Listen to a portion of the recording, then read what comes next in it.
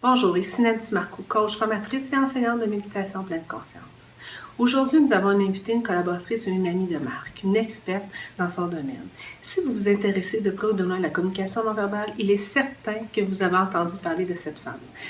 Donc, immédiatement, je vous la présente. Linda Valade. Bonjour, Linda. Bonjour, Nancy. Merci de me recevoir chez toi. C'est un honneur. Bien, ça me fait plaisir, Nancy, de travailler avec toi sur ton émission, en fait. Oui, bien, merci. Avant d'introduire le sujet avec les gens, j'aimerais que tu parles de Vérum.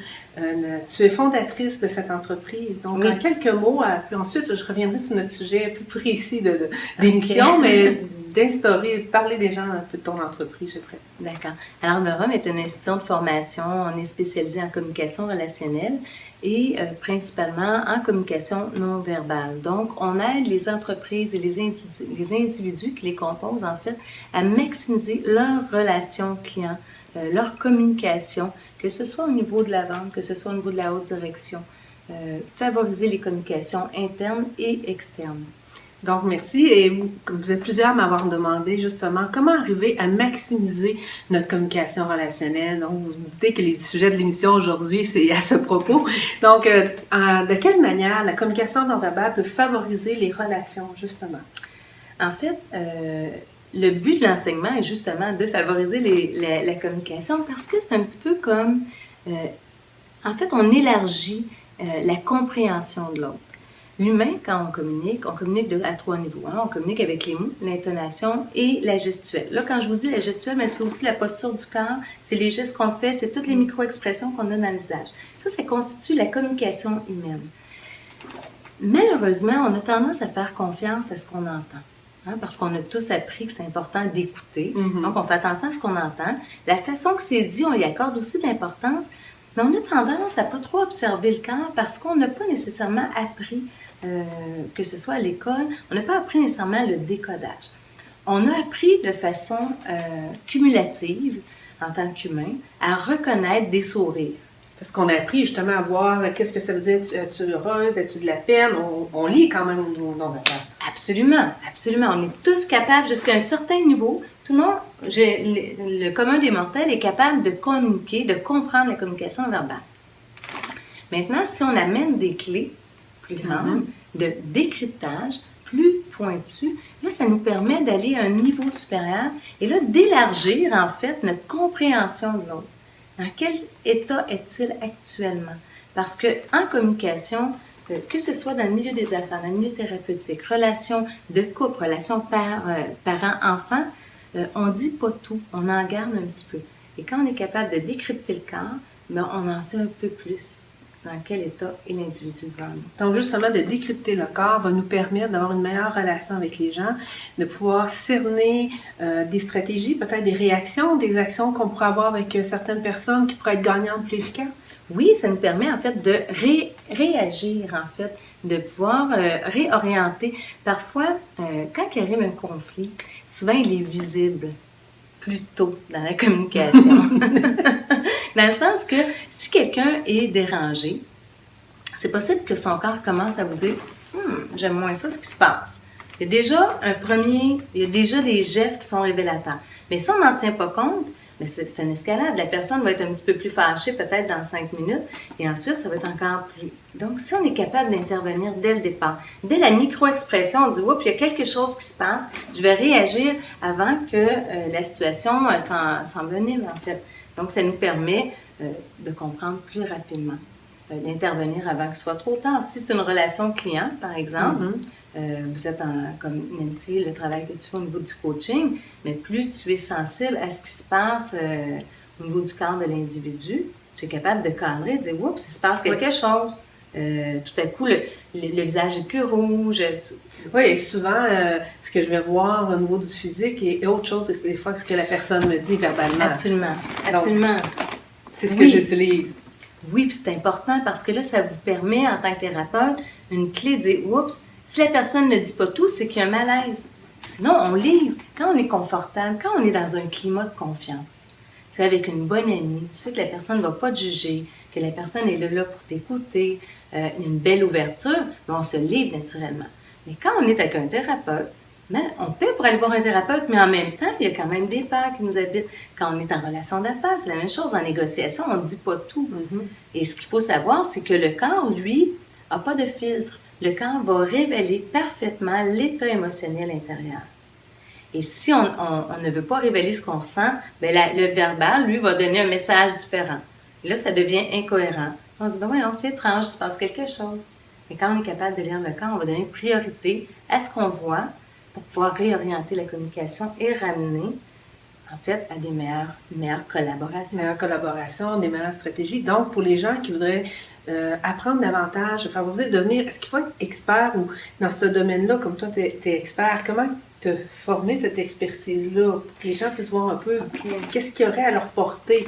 Est-ce qu'il y a des longues études ou ils préfèrent faire avec toi? Donc, expliquer ce cursus-là un peu. OK. Donc, il y a comme deux approches. Bon, moi, j'ai choisi l'approche professionnelle dans le sens que c'est mon travail, c'est ce que je fais à tous les jours, d'enseigner la communication non verbale. Donc, j'ai étudié, d'abord, je me suis intéressée à la programmation neurolinguistique. Donc, j'ai fait un niveau jusqu'à un niveau enseignante internationale pour pouvoir promouvoir et enseigner ces formations-là, dans lesquelles on aborde, en fait, un peu la communication non verbale.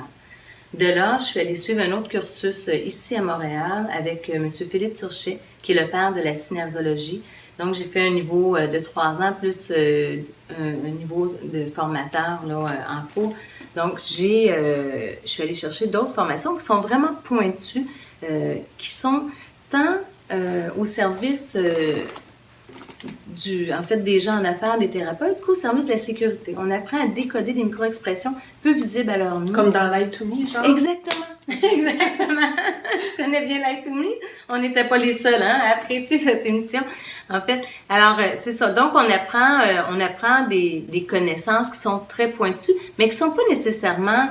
ce ne sont pas nécessairement je vous dirais, c'est pas nécessaire d'avoir cette formation-là pour être capable de décrypter en relation d'aide. Si par contre, vous voulez enseigner la communication non verbale, mais là, je vous dirais, aller chercher un cursus plus élaboré. Étudier Paul Ekman, par exemple, donc d'autres approches. Donc, on voit ton expertise, mais je pense que les gens ici, c'est plus d'avoir des outils, des stratégies, peut-être un peu leur donner l'intérêt d'avoir au moins une base, parce que je crois que tu donnes un peu une base à ce niveau-là pour les gens qui voudraient, dans le fond, aller plus loin ou au moins avoir des stratégies pour décoder le non-verbal. Bien, exactement. Dans mes enseignements, en fait, ce que je propose à ma clientèle, ce sont des enseignements qui sont vraiment pointus selon l'approche au niveau de la carrière. Si on est dans le domaine des affaires, moi, je travaille beaucoup dans le domaine des affaires, principalement dans le domaine financier, qui était ma première carrière, en fait. Donc, les formations, il y a des formations de base de 6 ans où déjà les gens deviennent je dirais que ça transforme beaucoup la relation. Ne serait-ce que le 6 ans, parce que les gens réalisent à quel point ils sont cachés derrière leur sourire. Des fois, la formation de 6 heures. Là, oui, parce que pendant 6 heures, en fait, Nancy, ce que je fais, c'est que je présente beaucoup de vidéos. Et là, les gens deviennent conscients. Ils font comme, mais oui, mais Linda, je fais ça moi aussi. Je fais, oui, absolument. On fait tous ça tant qu'on n'en est pas conscient. Parce qu'on pense que derrière notre faux sourire, on est bien caché. Mais dans le fond, c'est faux. Quand on apprend à décoder un peu, on dit, ben voyons, c'est tellement visible. Quand on s'y arrête, on voit beaucoup de choses. Donc, ne serait-ce qu'une formation de base pour pouvoir conscientiser, apprendre plusieurs clés. Moi, dans une conférence, Nancy, j'enseigne minimum 10 clés. Fait un genre de clé, justement, ça serait... Ben en fait, les exotètes, être capable de reconnaître à quel moment, quand la tête... Des fois, on est avec des gens, je vous donne un exemple. Des fois, on est avec des gens, on dit, je sais pas pourquoi, mais avec cette personne-là, je suis tout le temps inconfortable. Je me sens tout le temps un peu plus petit. J'ai l'impression, pourtant, elle est gentille, puis les propos sont gentils. Mais si vous remarquez, c'est possible que la personne vous regarde un petit peu de haut. Et juste si je te regarde comme ça, tu vois un peu comment tu... c'est dérangeant. Ouais. Mais c'est l'état d'esprit. Quand je mets ça un peu au-dessus, le menton peut relever comme ça. Et ton corps reconnaît cette communication-là et soudainement, il peut se sentir inconfortable. Et là, moi, je pourrais quand même rester très gentille, mais te regarder comme ça. Tu vois? Fait que ça crée... Et quand on est capable, donc, ce sont des clés. En 6 heures, on apprend beaucoup de clés, mais on devient surtout très conscient.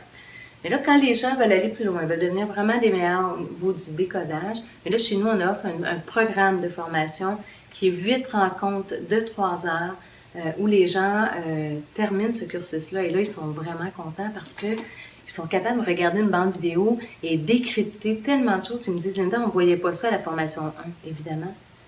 On apprend. Et c'est toute la prise de conscience, l'éveil qui fait qu'à un moment donné, on va aller plus loin, qu'on décode davantage, qui va être nos clés. Beaucoup de pratique. Beaucoup de pratique. Si les gens peuvent suivre la même formation, s'il n'y a pas de pratique, malheureusement, c'est un peu comme apprendre une langue étrangère. On ne peut pas apprendre l'italien, l'espagnol ou l'anglais en assistant à une formation si vous ne pratiquez pas.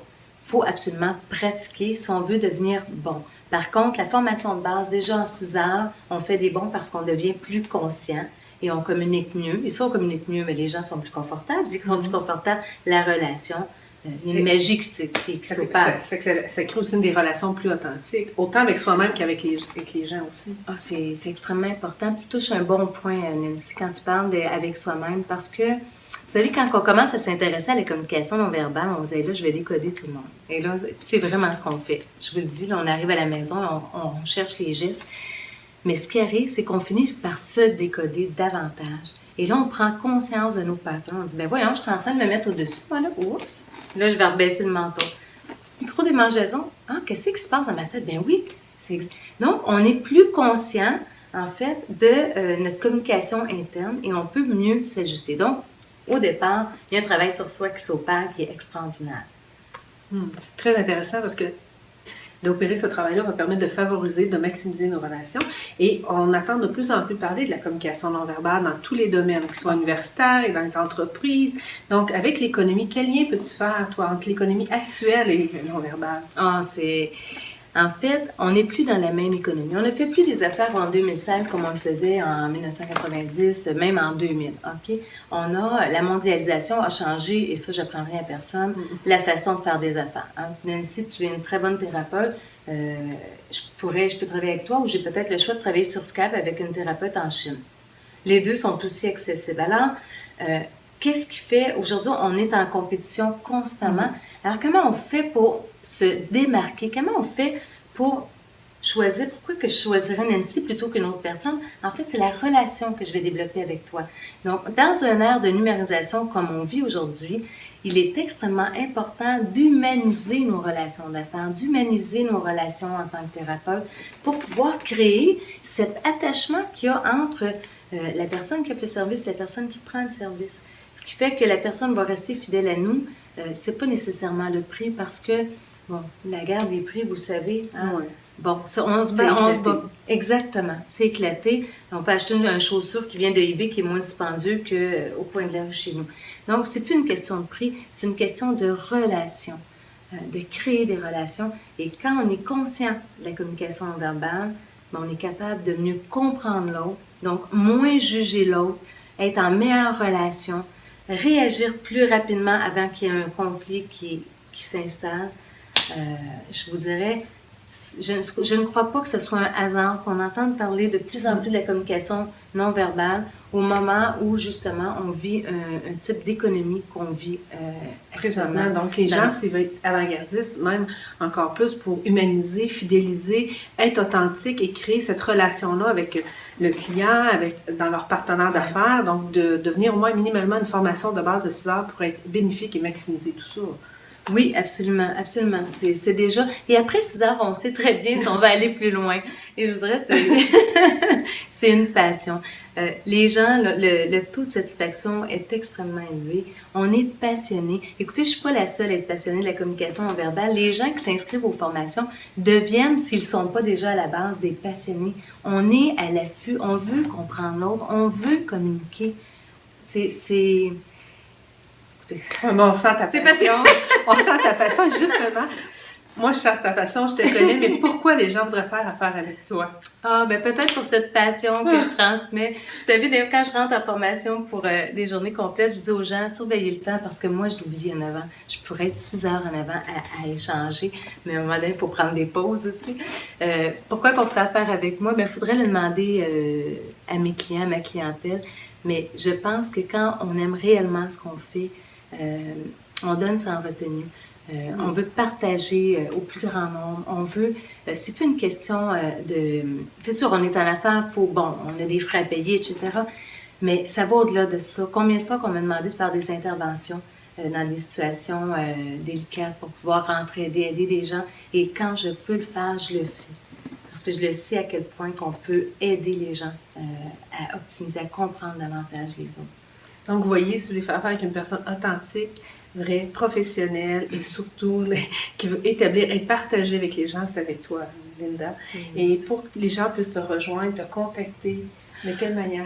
Ben c'est simple, en fait, me rejoindre sur ma chaîne YouTube là, qui sera quand même assez animée dans les mois qui viennent parce que je peux annoncer une première? Oui. OK. Alors, il me fait plaisir de vous annoncer que j'ai pris l'engagement de fournir à l'ensemble de la francophonie des capsules de formation gratuites qui seront diffusées sur ma chaîne YouTube. Alors, si vous êtes intéressé, si vous voulez en savoir plus sur la communication non verbale et que vous n'avez pas l'opportunité nécessairement de suivre une formation pour l'instant, mais du moins, allez suivre ces capsules-là qui seront périodiques. Elles seront nombreuses. J'annonce pas, c'est pas le lancement officiel encore aujourd'hui, mais vous pouvez venir me rejoindre sur la chaîne YouTube ou aussi sur Linda Valade, synergologue sur Facebook. Et vous avez toutes les informations disponibles sur cette vidéo également pour rejoindre Linda. Et j'aimerais, avant qu'on termine aussi, que tu amènes peut-être quelques clés Avec plaisir. pour les gens qui nous regardent. Donc, parce que tu as parlé de clés à plusieurs reprises, authenticité, on parle de maximiser, favoriser. Okay. Donc, d'arriver peut-être conseiller, ramener rapidement une ou deux au moins pour les gens, parce que moi, je te dirais 10, là, okay. Mais sinon, ça va être trop long, là. Mais au moins 2 clés qui pourraient aider les gens dans leur relation. Plusieurs choses. Je vais essayer d'être concise, mais d'en donner plusieurs. Oui, OK? Oui, quand il y a de l'intérêt, regardez le corps qui va se basculer vers l'avant. Quand on s'intéresse à quelqu'un, le corps va basculer, du moins la tête. Quand l'intérêt commence à diminuer, c'est possible que le corps se retire. C'est pas toujours un manque d'intérêt, ça peut être juste de ne pas avoir à intervenir, mais le corps vous donne quand même cette information-là. Quand on communique, habituellement, les mains devraient bouger.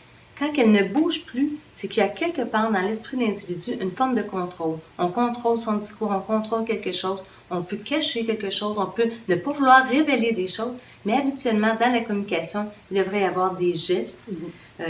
C'est sûr qu'il y a l'amplitude des gestes qui va être différente d'une culture à une autre, mais même ne serait-ce que des doigts qui bougent, ça devrait être cohérent dans un partage quand on communique avec les gens. Il y a peut-être une que les gens doivent se demander au niveau du mensonge quand même. Au niveau on du peut pas mensonge. passer sans la demander. OK. J'aime pas beaucoup parler concrètement du mensonge parce que, vous savez, ce qu'on détecte officiellement, et si jamais il y a des gens qui se disent des détecteurs de mensonges sur 2 pieds, n'ayez crainte parce qu'on ne détecte pas le mensonge. Ce qu'on détecte, par contre, c'est le niveau de stress. On est capable de percevoir un niveau de stress, par exemple, battements de paupières anormaux. Quand on parle de 1 battement de paupières à la seconde, et je vous dis, ça arrive fréquemment, un taux de nervosité très élevé, là, il y a du stress. Donc, est-ce que derrière le stress, il y a du mensonge? Ça va nous amener à creuser. Mais ce n'est pas nécessairement du mensonge. Main cachée, je retiens l'information. Bouche qui se referme, je ne veux pas révéler nécessairement ce que je pense en ce moment. Donc, ça peut être des liens, des items qui peuvent être en lien avec le mensonge, mais ce ne sont pas officiellement des items de mensonge. Et je trouve ça intéressant pour les gens parce qu'il y en a qui vont dire mais c'est telle chose, ça va être un mensonge parce qu'il y en a plusieurs qui vont dire moi je connais le non-verbal et s'il fait ça, il a menti. Donc, ne pas entrer dans ce piège. Non, rentrez pas dans ce piège-là. En fait, ça risque de faire plus de temps que de mal. J'enseigne quand on travaille avec des gens dans le milieu de la sécurité, c'est sûr qu'ils vont décrypter plusieurs positions, le mouvement sur une chaise, des battements de paupières, justement, les mains qui se cachent, mais ce sont des indices qui les amènent à poser des questions et eux, étant des experts en interrogatoire, vont à ce moment-là poser des questions stratégiques et les amener à ouvrir pour pouvoir livrer une vérité qui vient confirmer qu'il y avait un mensonge. Vous comprenez? Donc, c'est pas tout à fait la... Non, c'est important de mentionner. C'est important, oui. Pour que les gens puissent être au courant aussi à ce niveau-là. Oui. Et également, donc, vous avez la possibilité de suivre un 6 heures avec Linda, les capsules gratuites que vous allez avoir. Elle va aussi en entreprise, elle donne des programmes de formation, vous pouvez aller voir son site web pour voir en détail, pour maximiser vos relations avec vous-même également et avec les gens. Donc, dans l'authenticité, dans la relation, l'humanisation, dans l'ère qu'on est présentement, je pense que c'est très important. Donc, quelques mots avant la fin que tu aimerais dire aux gens ou... En fait, regardez les gens quand vous communiquez avec eux parce que Souvent, en entreprise, je rencontre des gens puis ils me disent, on fait des simulations d'entrevue et je vois les gens qui sont devant leur ordinateur, ils font une entrevue, ils ne regardent jamais l'individu. Prenez le temps d'observer la personne devant vous, même si vous ne décodez pas parfaitement les items que vous aurez appris, exemple dans les capsules ou quoi que ce soit. Juste d'accorder de l'attention à l'autre, ça favorise la relation. Et en même temps, mais ça vous donne l'opportunité de peut-être voir justement des trucs que vous n'auriez pas vus si vous n'étiez pas en présence et attention là, avec la personne devant vous. Donc, d'accorder de l'attention, c'est déjà un premier pas en communication non verbale. Bien, merci Linda. Écoutez, j'espère que vous avez apprécié. Moi, à chaque fois que je parle avec Linda, c'est une découverte et on va toujours plus loin. Mais c'est vrai, Linda, c'est toujours un plaisir. Tu apportes toujours un angle différent dans chaque entrevue qu'on fait, que vous n'avez pas vu parce que c'est pas notre première, ni la première qu'on va publiciser. Donc, on va davantage en profondeur. Donc, si vous avez aimé notre capsule, je vous invite à la partager, à écrire vos commentaires, vos suggestions. On va faire un plaisir d'y répondre. Et restez à l'affût. Moi, je vais avoir d'autres rencontres aussi importantes, privilégiées et enrichissantes pour vous, pour votre bien-être, pour maximiser vos relations, autant avec les autres qu'avec vous-même, dans un éveil de conscience. Donc, je vous invite à regarder et partager la chaîne et les émissions qui vont suivre. Donc, je vous remercie infiniment. Et je vous invite à voir au-dessus de la capsule vidéo toutes les informations qui vont compléter l'entrevue qu'on a aujourd'hui. Donc, merci énormément et merci Linda. Merci, merci. Au revoir. Bonjour.